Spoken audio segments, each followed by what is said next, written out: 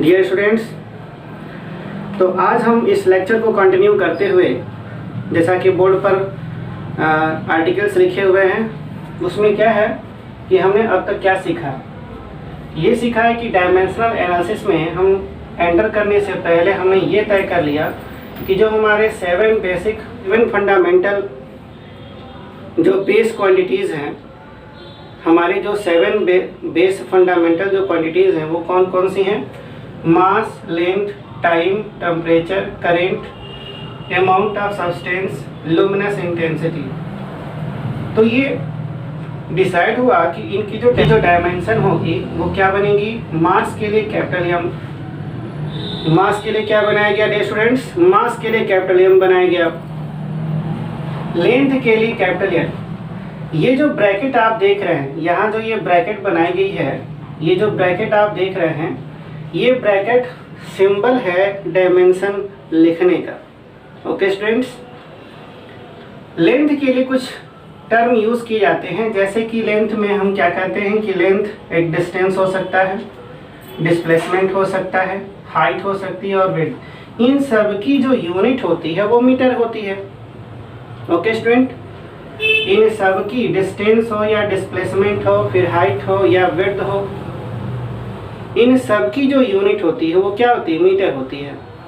इसी वजह से इन सब की डायमेंशन को हम क्या लेते हैं, एल। टाइम के लिए क्या हो गया, टी। टेम्परेचर के लिए के या फिर थीटा। करंट के लिए आई भी लेते हैं और एम्पियर ए भी यूज करते हैं। अमाउंट ऑफ सब्सटेंस के लिए एम दिया गया। लुमिनस इंटेंसिटी के लिए जे। फिर कांस्टेंट अगर कोई क्वांटिटी है, यानी फिजिकल क्वांटिटी यदि कांस्टेंट है तो कांस्टेंट का डायमेंशन क्या लिया गया, 1, और हम इसे क्या कह सकते हैं, डायमेंशन लेस कह सकते हैं। ओके स्टूडेंट, सो अब इस लेक्चर को आगे हम प्रोसीड करते हुए हम आपसे कुछ और चीज़ों को समझाना चाहते हैं। जैसे हम ये कहना चाहते हैं कि what is the dimension. Okay, what is the dimension of a physical quantity. Student, what is the dimension of a physical quantity. Okay student, तो कैसे, सपोज करते हैं कि हमने एक फिजिकल क्वांटिटी ली, वेलोसिटी। राइट स्टूडेंट, वेलोसिटी जब define करते हैं तो क्या कहते हैं, displacement upon time. Right student, displacement upon time. तो अभी जस्ट हमने सीखा कि डिस्प्लेसमेंट की यूनिट क्या होती है, मीटर, और टाइम की यूनिट क्या होती है, सेकेंड। ओके स्टूडेंट, तो अगर हम वेलोसिटी की डायमेंशन लिखने चलेंगे तो ये क्या हो जाएगा, कैपिटल एल, और फिर ये हो जाएगा टी। राइट स्टूडेंट, यानी कि ये जो एल और टी है हम इसे लिख सकते हैं कुछ इस तरह से, एल टी माइनस 1। फिर हम इसे ऐसे भी लिख सकते हैं, यहाँ पर आप देख रहे हैं कि मास नहीं है। ओके, यहाँ पे L की पावर क्या है, 1 है। ओके स्टूडेंट, यहाँ पे L की पावर क्या है, 1 है। T की पावर क्या है, -1 है। हम इसे लिख सकते हैं M की पावर 0, L की पावर 1 एंड T की पावर -1। ओके, तो व्हाट इज द डायमेंशन। मेरा क्वेश्चन ये है, what is the dimension, what is the dimension, ये क्वेश्चन है मेरा। तो डियर स्टूडेंट्स, का आंसर क्या हुआ, आंसर ये हुआ कि the dimension of velocity is 0, यानी कि 0 डायमेंशन क्या है, 0 dimension in mass. Right student, 1 dimension in length. Okay student, -1 यानी कि -1 डायमेंशन इन टाइम, -1 इन। तो यहाँ पे मैंने आपको समझाया कि ये जो डायमेंशन मैंने यहाँ पे लिखा है कि 0 dimension in mass, 1 dimension in length, -1 dimension in time, यही जो पावर्स होते हैं डियर स्टूडेंट, यही जो पावर होते हैं वही क्या है, एक्चुअल में यही जो पावर हैं उन्हीं को हम क्या कहते हैं, dimensions of the physical quantity. Okay, dimension of the physical quantity. ये जो डायमेंशन बताई जाती है डियर स्टूडेंट, वो हमेशा क्या होती है, बेसिक फंडामेंटल जो हमारी क्वांटिटीज है, जैसे कि मास, लेंथ एंड टाइम। आप यहाँ पे देख रहे हैं कि मास, लेंथ एंड टाइम क्या है, एक बेसिक फंडामेंटल है, हमारे बेस क्वांटिटीज हैं। तो डायमेंशन की जो प्रॉपर्टी है वो उसी पर बेस है। ये जो पावर्स होंगे वो हमेशा वो बेस क्वांटिटी की ही पावर होंगे। ओके, और वही पावर हमारी क्या हो जाएगी, dimension of the physical quantity होगी। ओके स्टूडेंट, एक बार और मैं आपसे कहना चाहूँगा कि जो बेस क्वांटिटीज हैं उनके जो पावर्स होते हैं वही क्या हैं, डायमेंशन हैं। राइट स्टूडेंट, एक एग्जांपल और लेते हैं। एग्जांपल लेते हैं हम किसका, फोर्स लेते हैं। क्या हम लेना चाहेंगे, ओके, यहीं पे मैं आपसे कह दूंगा कि जो फोर्स है वो टेंशन की तरह से भी ट्रीट होता है। ओके, ये जो फोर्स है वो टेंशन के लिए, यानी कि टेंशन और फोर्स दोनों के जो यूनिट्स होते हैं, एसआई यूनिट होती है, वो सेम होता है। Okay student, force mass into acceleration. Right student, और अभी मैंने आपसे ये कहा कि जो बेस क्वांटिटीज हैं, यानी कि MLT, उस पर ही जो पावर्स होंगे वही हमारी क्या बनेंगे, डायमेंशन। यहाँ तो मास दिख रहा है लेकिन एक्सेलरेशन हमारा बेस क्वांटिटी नहीं है। तो हम पहले फोर्स को, यानी कि फोर्स के इस फार्मूले को उसकी बेस क्वांटिटी तक ले जाएंगे। कैसे, मास हो गया, एक्सेलरेशन को हम लिख सकते हैं velocity upon time. Right student, देखिए यहाँ मास और ये टाइम हमें क्या दी गया, बेस क्वांटिटी हो गई, लेकिन अभी भी ये जो वेलोसिटी है वो हमारी बेस क्वांटिटी नहीं है। तो ये जो मास हो गया इनटू जो वेलोसिटी है, तो ये जो वेलोसिटी है उसके लिए क्या हो जाएगा, ये जो वेलोसिटी है वो हो गई displacement upon time. Right student, और ये पहले से जो हमारा टाइम है वो, यानी कि अब ये क्या हो गया हमारे, ये चारों के चारों ये क्या बन गए, हमारे बेस क्वांटिटीज हो गई। अब हमारे लिए आसान हो जाएगा, यानी कि जब हम डायमेंशन लिखेंगे तो मास के लिए क्या होता है, कैपिटल M, डिस्प्लेसमेंट के लिए L हो जाएगा, टाइम के लिए क्या हम लिखेंगे T, और फिर इस टाइम के लिए भी क्या लिखेंगे, T। Okay student, so finally we can write M L पे 1 एंड T पे -2।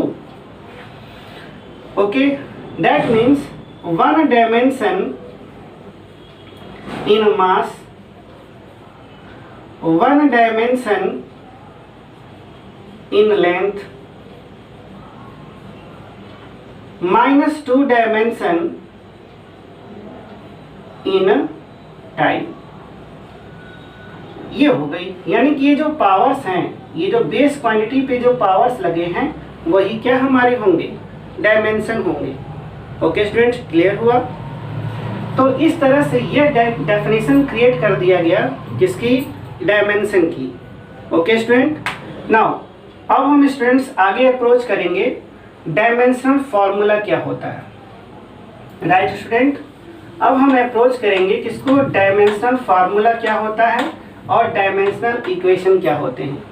ओके स्टूडेंट, अभी हमने ये देखा कि फोर्स के लिए क्या था, MLT-2। ओके स्टूडेंट, फोर्स का डायमेंशन फार्मूला क्या मिला हमें, डायमेंशन मिला MLT-2। ओके, तो ये जो इस तरीके से जब हम रिप्रेजेंट करते हैं फोर्स की डायमेंशन को, तो हम इसे क्या कहते हैं, डायमेंशनल फार्मूला कहते हैं।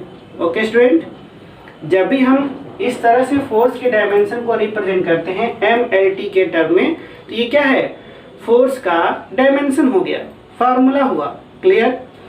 लेकिन अगर हम इसे इस तरीके से रिप्रेजेंट कर दें एज ए होल, इस तरीके से, तो ये बन जाता है डायमेंशनल, ये हो जाता है डायमेंशनल इक्वेशन, राइट स्टूडेंट। ये क्या हो जाता है, डायमेंशनल इक्वेशन हो जाता है। ओके स्टूडेंट्स, इट्स क्लियर हो गया। यानी कि जब हम सिर्फ mLT लिखेंगे, ये इस फॉर्म में जब रिप्रेजेंट करेंगे, तो ये फार्मूला रिप्रेजेंट करेगा, ये क्या हो जाएगा, सिर्फ फार्मूला हो जाएगा। लेकिन पूरा फोर्स इज इक्वल टू जब हम ऐसे रिप्रेजेंट करेंगे, तो ये हमारा बनेगा dimensional equation, right student. Okay, now students, कुछ चीज़ों को और भी यहाँ पे हम लोग एनालाइज कर लेते हैं, समझने की कोशिश करते हैं। Newton's law of gravitation, Newton's law of gravitation का जो फॉर्मूला है उसमें क्या होता है, F is equal to G m1 m2 by r square. आप सोच रहे होंगे कि इस इक्वेशन को लेने के लिए रीज़न क्या है। इस फार्मूले या इस इक्वेशन को लेने के पीछे रीज़न सिर्फ इतना ही है कि हम यहाँ से ये समझाना चाहते हैं कि ये G जो होता है वो एक कांस्टेंट है। आप सभी जानते हैं कि ये कांस्टेंट है, ओके स्टूडेंट। ठीक उसी तरह से आइंस्टीन ने भी एक फार्मूला दिया था E is equal to h nu का, जहां पर h क्या है, एक कांस्टेंट है, यहाँ पर h भी क्या है, कांस्टेंट है डियर स्टूडेंट। लेकिन इस कांस्टेंट को हम कहते हैं प्लैंक कांस्टेंट। क्या कहते हैं इसे, प्लैंक कांस्टेंट। किस नाम से जानते हैं इसे, प्लैंक कांस्टेंट के नाम से जानते हैं। प्लैंक कांस्टेंट किस नाम से जानते हैं इसे स्टूडेंट, प्लैंक कांस्टेंट के नाम से जानते हैं। और हम इसे यूनिवर्सल ग्रेविटेशनल कांस्टेंट के नाम से जानते हैं, यूनिवर्सल ग्रेविटेशनल कांस्टेंट के नाम से जानते हैं, राइट स्टूडेंट। ये कांस्टेंट हैं बट इनकी डायमेंशन होती है। याद करिए स्टूडेंट, पिछले लेक्चर में या आज के लेक्चर में मैंने आपको इंट्रोड्यूस किया कि यदि कोई डायमेंशन कांस्टेंट है, यानी कांस्टेंट क्वांटिटी है, तो उसकी डायमेंशन क्या होती है, यूनिट होती है, 1 होती है, और डायमेंशन लेस होता है।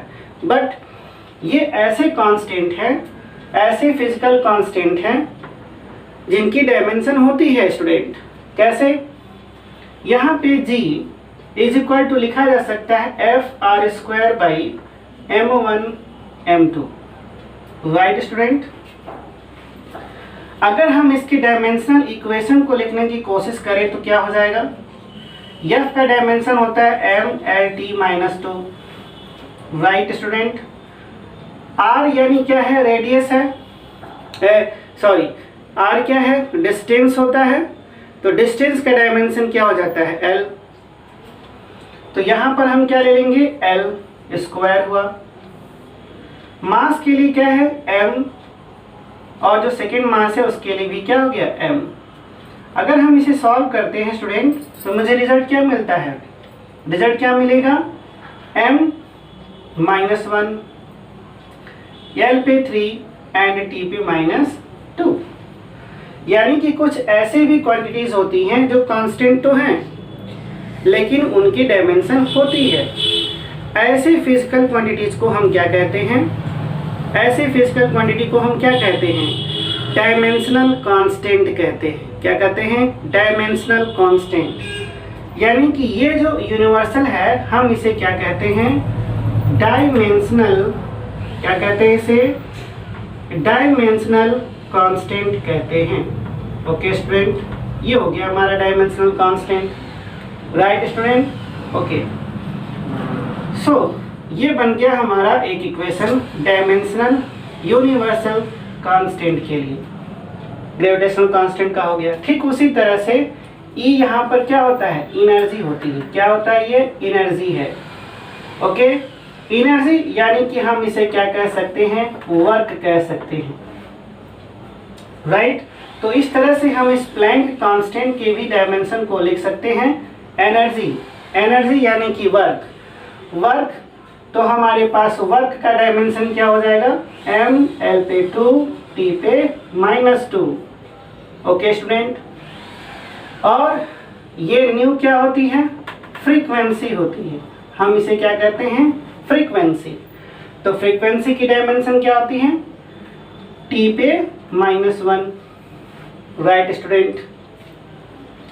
अब हम इसे सॉल्व कर दें तो ये क्या हो जाएगा, m l पे 2 t पे -1, ये हो गई हमारी प्लैंक की डायमेंशनल इक्वेशन, राइट स्टूडेंट। ये क्या है, हमारा प्लैंक कांस्टेंट का डायमेंशनल इक्वेशन हो गया। फिर हमेशा की तरह -1 dimension in mass, 3 dimension in length, okay student, -2 dimension in time, okay. तो इस तरह से हमने क्या समझ लिया, डायमेंशनल कांस्टेंट समझ लिया। अब हम बात करेंगे किसकी, डायमेंशनल वेरिएबल की बात करेंगे, की बात की जाएगी, डायमेंशनल वेरिएबल की बात करेंगे, ओके स्टूडेंट, डायमेंशनल वेरिएबल। तो ये जो डायमेंशनल वेरिएबल होंगे उनके लिए हम क्या कह सकते हैं, कांस्टेंट हो गया। अब हम बात किसी करेंगे वेरिएबल की, वेरिएबल, वेरिएबल का मीन्स क्या हो गया, हो गई वेलोसिटी। वेलोसिटी क्या है, एक डायमेंशन होता है, लेकिन वेलोसिटी कभी कांस्टेंट नहीं होती। फोर्स क्या है, यानी कि जितनी भी डिराइव्ड क्वांटिटी है हमारी, वो कभी भी क्या होती है, उसकी वैल्यू फिक्स नहीं होती, राइट स्टूडेंट। ये जितनी भी हैं, वेलोसिटी हुआ, फोर्स हुआ, टाइम हो गई, राइट स्टूडेंट। टाइम भी क्या होता है, चेंज होता है। हम इसे एक वेरिएबल मान सकते हैं, लेकिन ये हमारा क्या है, एक बेस क्वांटिटी है, ओके। वॉल्यूम की बात कर लेते हैं, एनर्जी की बात कर लेते हैं, ये सभी क्या है, इनकी वैल्यू बदलती रहती है, पर ये क्या है, डायमेंशन इनका होता है, राइट स्टूडेंट। फिर हम बात करेंगे डायमेंशन लेस,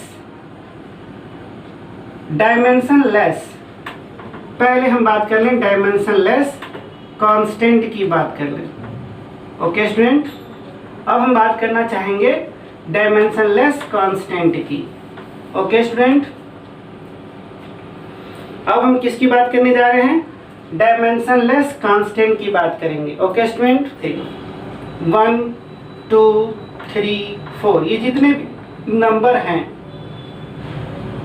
जैसे कि एक्सपोनेंशियल टर्म e हुआ, फिर पाई हुआ, लॉग हुआ, साइन थीटा, कॉस थीटा, ये जितने भी ट्रिग्नोमेट्रिक फंक्शंस हैं, लॉगरिथम है, पाई है, एक्सपोनेंशियल सीरीज है, या जितने भी नंबर हैं, ये सब के सब किस में आते हैं, डायमेंशनलेस कांस्टेंट होते हैं, इनकी डायमेंशन नहीं होती, ओके। दैट मीन्स, यानी कि थीटा है तो एक नंबर है, तो साइन है तो उसका मतलब उसका डायमेंशन नहीं होगा। और आपको बता दें कि जितने भी ये टर्म हैं जिनकी डायमेंशन नहीं होती, always keep in the mind, ये क्या है, डायमेंशनलेस कांस्टेंट हैं। और डायमेंशनलेस कांस्टेंट की एक ही यूनिट होती है, वो क्या होती है, 1, ओके स्टूडेंट, क्लियर है। Very very much important examinations में, नीट के एग्जामिनेशंस में, आईआईटी के एग्जामिनेशंस में, इंजीनियरिंग एग्जामिनेशंस हो, या आपकी आईएएस एग्जामिनेशन हो, या फिर पीसीएस, कोई भी एग्जामिनेशंस में अगर ये चीज़ पूछी जाती है तो ये ध्यान रखेंगे कि ये जितनी भी टर्म होती हैं, इनके डायमेंशन को हम हमेशा क्या मानते हैं, यूनिट लेते हैं, ओके स्टूडेंट। अब हम बात करेंगे डायमेंशनलेस वेरिएबल की। अब किसकी चर्चा की जाएगी, dimensionless variable, okay. Dimensionless variable का सेंस क्या है, ये जो डायमेंशनलेस वेरिएबल्स हैं, ये जो डायमेंशनलेस वेरिएबल्स हैं वो कौन कौन से होंगे।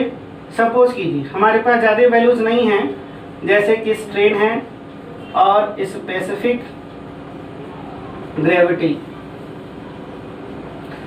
ऐसे और भी एक आध होंगे, लेकिन फिलहाल स्ट्रेन एंड स्पेसिफिक ग्रेविटी इनकी वैल्यू डिफरेंट होती है। स्पेसिफिक ग्रेविटी और इसकी क्या है, डायमेंशनलेस वेरिएबल, मतलब इनकी डायमेंशन नहीं होती। क्यों नहीं होती? क्योंकि स्ट्रेन क्या होता है, वो सेम फिजिकल क्वांटिटी का रेशियो होता है। दैट मीन्स स्ट्रेन क्या है, change in length upon original